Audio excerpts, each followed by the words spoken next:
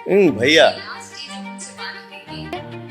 तो औकात में रहना पड़ेगा, नहीं रहना है तो भाग।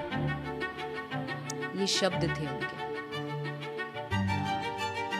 ऐसे ये स्टाइल जयबू के नहीं। ये भी फैक्ट है, रहना है तो ढंग से रहिए, नहीं तो नमस्ते प्रणाम करिए। ये सत्य है। मैडम, आप किस स्थिति में पवन सिंह के साथ बैठी और आपको बैठाया?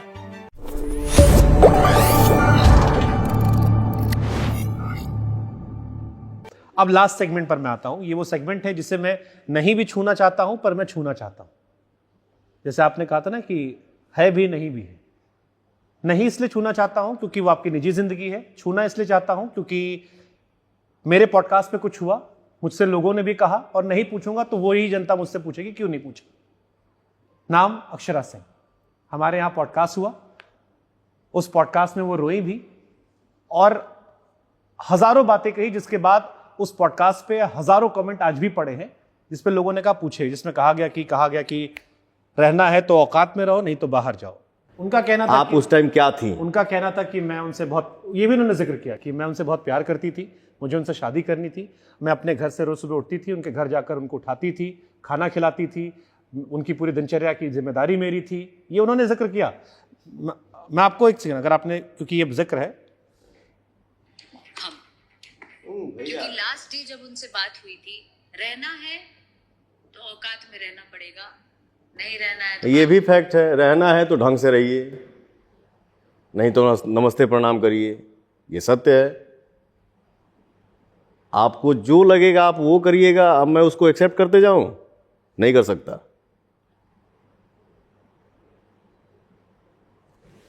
अगर मैं गलत हूं तो गर्व के साथ जाइए, आप भी गलत करिए। बट मैं सही हूं तो आपको मेरे हिसाब से ही रहना होगा, नहीं तो प्रणाम। जो बातें आपने बताई, उन्होंने कहा, आपने सुना, दुनिया को भी बताया गया। तो फुट फुट कर रोई थी, बहुत तेज तेज रोई थी। और उस इंटरव्यू के कई हिस्सों में हमें ब्रेक लेना पड़ा, इतना ज्यादा रोई वो। अब क्या है ना, एक लड़की एक औरत के बारे में एग्जाम्पल दूंगा तो सब कोई अपना अपना पर ले ली। ये भी नहीं बोल सकता। मैं सबका सम्मान करता हूं।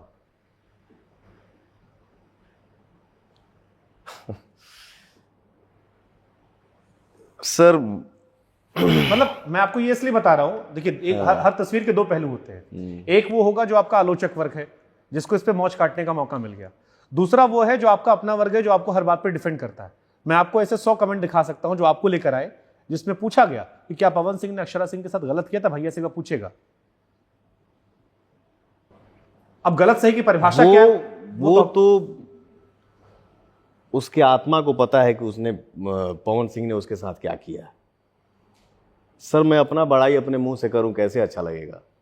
मैं कैसे बोलूं कि मैं अच्छा हूं? ठीक है, उसने बोल दिया कि मैंने ये किया, वो किया, ऐसे किया। स्टेज पर आप लोग जानबूझ के गाने चलवा देते हो जब उनका कोई एल्बम आता। ये उनका आरोप था कि जब हमारी ये दिन रह गई बाकी उनका स्टेज पर हम अपन गाना बजवाई। ऐसा दिन आ गया है पवन सिंह का। आपने ये नहीं पूछा उनसे कि हाँ आप सिंगर बने कैसे? पूछा, हमने कहा कि आपने सिखाया था लेकिन अब मजबूरी हो गई।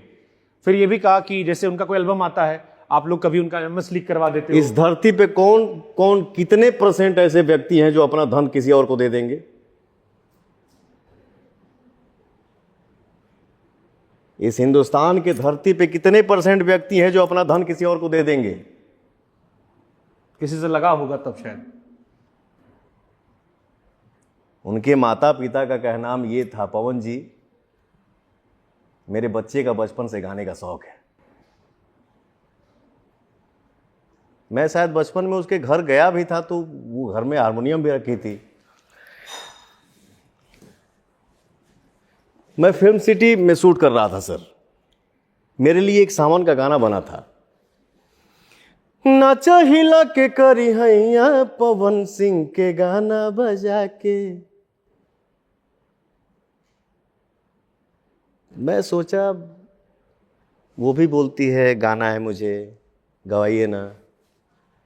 उसकी माँ भी बोलती है कि पवन जी उसको गाने का बचपन से शौक है। मैं अपना गाना, मैं उसको फ़ोन किया, बेटा तुमको गाने का शौक है ना,